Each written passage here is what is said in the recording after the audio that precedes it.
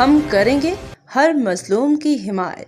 السلام علیکم ناظرین، میں ہوں حورین فاطمہ اور آپ دیکھ رہے ہیں حمایتی نیوز HD چینل۔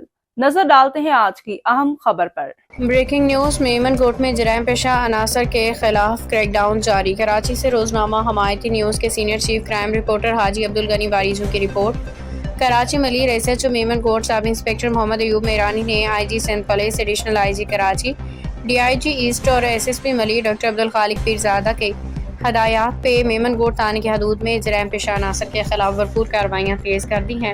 پولیس کے مطابق 2 مختلف مقامات پہ کارروائی کے دوران ایک مبینہ شراب فروش شاکر ول ذاکر حسین کو 5 شراب کی بوتلوں کے ساتھ گرفتار کر لیا، جبکہ ماوا گٹکا اور چالیہ کی سپلائی میں ملوث مبینہ ملزم وارث ولد اجاز میمن کو بھی گرفتار کر لیا گیا۔ کارروائی کے دوران بھاری مقدار میں ماوا گٹکا چالیہ برآمد کیا گیا، جبکہ اس کا مبینہ ساتھی اجاز میمن اندھیرے کا فائدہ اٹھاتے ہوئے فرار ہونے میں کامیاب ہو گیا، جس کی گرفتاری کے لیے چھاپے مارے جا رہے ہیں۔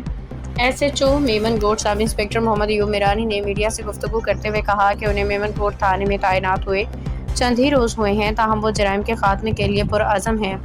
انہوں نے کہا کہ انشاءاللہ تعالی ڈکیت مافیا، منشیات فروشوں، ماوا گٹکا اور چالیہ مافیا نیز جوا سٹہ بازی ملزمان کرائم میں ملوث عناصر کے خلاف بلا امتیاز کارروائیاں جاری رکھی جائیں گی، تاکہ علاقے میں امن و امان کو مزید بہتر اور مستحکم بنایا جا سکے۔ SHO میمن کوٹ کے مطابق جرائم پیشہ عناصر کے خلاف کریک ڈاؤن آئندہ بھی جاری رہے گا اور قانون شکنی کرنے والوں کے ساتھ کسی قسم کی رعایت نہیں برتی جائے گی۔